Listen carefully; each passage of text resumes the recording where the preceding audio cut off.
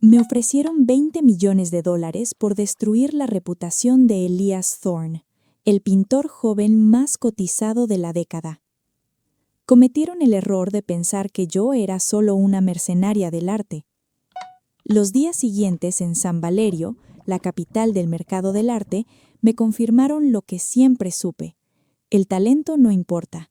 Lo que importa es quién controla la narrativa, y si tú controlas las pruebas, controlas la historia.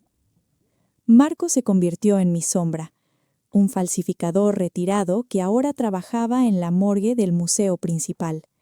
Me conseguía acceso a los archivos de pigmentos y credenciales falsas, y cuando los críticos de arte, los seguidores de Isabela, la curadora estrella y mi principal obstáculo, intentaban desacreditarme en las inauguraciones, Marco simplemente aparecía con su presencia de exconvicto y una copa de champán, y el silencio se hacía solo. Sara era otra historia. Sara Wu era la tipo de archivista que llevaba 10 años en el sótano de la galería, invisible, sabiendo dónde estaban enterrados todos los esqueletos financieros, pero nadie le preguntaba. Desde que le conseguí esa primera edición firmada que ella buscaba, me miró como si yo fuera la única persona que veía su valor real. Cuando alguien te mira así, tienes las llaves de su lealtad. Isabela, en cambio, me analizaba. La curadora principal de la Galería Bain. Cuando éramos estudiantes de Historia del Arte, ella siempre actuaba por envidia, por impulso, pero ahora había algo gélido en cómo me observaba mientras yo me acercaba a Elias Thorne. Isabela había crecido. Lo que no sabía era que yo había crecido en las alcantarillas de este negocio. Fue en la tercera semana cuando los Bain me llamaron a cenar. Arthur y Cordelia Bain, los dueños del imperio de galerías más grande del hemisferio, su ático era un museo privado donde una sola escultura costaba más que el barrio donde yo crecí. Cordelia me recibió con esa frialdad aristocrática que congela el aire. Arthur, un hombre que miraba a las personas como si fueran inversiones de riesgo, habló en el postre. Sabemos que Isabela intentó bloquear tu acceso a los archivos de Elías. No fue un accidente, fue una advertencia territorial. Necesitamos que plantes las pruebas de plagio en el estudio de Elías antes de la gran subasta. Necesitamos que se rompa para poder reconstruirlo a nuestra imagen. Les sostuve la mirada. Les dije exactamente lo que una profesional sin escrúpulos diría. Entiendo que me están probando, y entiendo que la única forma de demostrar que valgo 20 millones es no pedir permiso para hacer mi trabajo. Arthur sonrió. Esa noche, Cordelia me deslizó una llave de seguridad de un depósito en Suiza con la mitad del pago por adelantado y acceso total a las bóvedas de la galería. Es seguridad, dijo ella. Una agente sin recursos es vulnerable, y no queremos errores. Guardé la llave sin decir gracias. Lo que no les dije fue que mi plan no era destruir a Elias Thorne. Elías no era el objetivo. Elías era el cebo. Elías me buscó al día siguiente en el estudio. Me encontró analizando una de sus lienzos a medio terminar. Se sentó en un taburete manchado de pintura y me miró, no como el genio arrogante que vendían las revistas, sino como alguien cansado de su propia fama. Mis patrocinadores, los Bain, me enviaron anoche, ¿verdad?, preguntó. Negué la cabeza. Fueron informativos. Él frunció el ceño. ¿Qué les dijiste? La verdad, que no estoy aquí para ser tu musa ni tu crítica. Estoy aquí porque me pagan por gestionar tu caos y me conviene que tu caos sea rentable. Elías soltó una risa auténtica, casi dolorosa. Eso es lo que diría alguien que no tiene miedo de quemarse con ellos. Esa respuesta lo dejó pensando, pero no me echó del estudio. Isabela me encontró sola en el almacén de esculturas. Sé quién eres, Clara. No me importa el nombre falso que uses ahora. Te conozco desde la facultad y sé que eres capaz de falsificar hasta tu propia sombra. La miré tranquila. Me acerqué un paso. Isabela, la última vez que intentaste exponerme, tenías 22 años y lo hacías por celos profesionales. Ahora tienes 30 y sigues actuando por celos. Eso no es madurar, es estancarse. Ella apretó la mandíbula.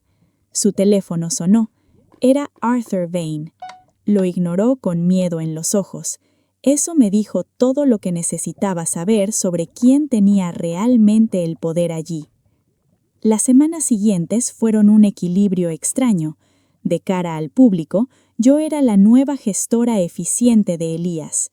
Pero el punto de quiebre llegó un martes lluvioso. Elías llegó al estudio con cara de haber visto un fantasma. Me dijo que Isabela había ido a verlo, que le había mostrado algo, un viejo catálogo de una exposición de hace 30 años, de un pintor olvidado llamado Víctor Kovács. Las composiciones eran idénticas a las de Elías. Me extendió el catálogo. ¿Qué quieres saber?, pregunté. ¿Es real? Porque si me has estado mintiendo sobre quién eres, entonces todo esto es una farsa. Me senté despacio. Evalué cuánto podía decir. Crecí en el estudio de Víctor Kovács, dije finalmente. Él me enseñó a mezclar los óleos antes de enseñarme a leer. Cuando murió en la miseria, el mundo del arte lo olvidó en una semana. Pasé los siguientes 10 años construyendo la persona que ves ahora para entrar en este mundo que lo desechó. Y cuando los Vane me contrataron para destruirte usando su trabajo, decidí que si iba a volver a este mundo, lo haría con el control total. Elías no dijo nada durante mucho tiempo. ¿Y por qué aceptaste el contrato sabiendo que implicaba usar la memoria de tu padre? Porque merezco estar en esta mesa tanto como ellos, y nadie me iba a invitar. El silencio que siguió fue el de 2 personas viéndose las cicatrices por primera vez. Elías se levantó para irse. No voy a fingir que esto no cambia todo, Clara, porque sí lo cambia. Me quedé sola en el estudio, entendiendo que el tablero se había movido, pero lo que vino 3 días después fue lo único que genuinamente no vi venir. Sara, la archivista, me llamó con la voz temblorosa. Me dijo que había encontrado algo en las cajas de seguridad olvidadas de los Vane al buscar algo para ayudarme. Entre los documentos viejos había contratos de venta, contratos de hace 30 años. Los Vane no habían ignorado a mi padre cuando murió. Ellos eran sus marchantes originales. Ellos vendieron su obra maestra por millones a coleccionistas privados, mientras le decían a mi padre que nadie quería comprarla, pagándole centavos mientras él enfermaba y yo crecía con hambre. Los Vane no eran solo unos ricos arrogantes que me contrataron, eran los arquitectos de la destrucción de mi familia. Miré el teléfono mucho tiempo. Algo dentro de mí, esa capa de hielo estratégico que había cultivado durante años, empezó a agrietarse con una furia volcánica. La historia no empezó con un contrato millonario hace un mes, empezó con un robo hace 3 décadas. Ahora tenía que decidir si el tablero que había construido valía más que la única verdad que siempre me había faltado, la justicia para Víctor Kovács. Agarré las llaves y no fui a donde el plan me dictaba. Fui a un pequeño taller en el barrio antiguo, un lugar que olía a trementina y polvo, el último lugar donde mi padre fue feliz antes de que los Vane le quitaran la esperanza.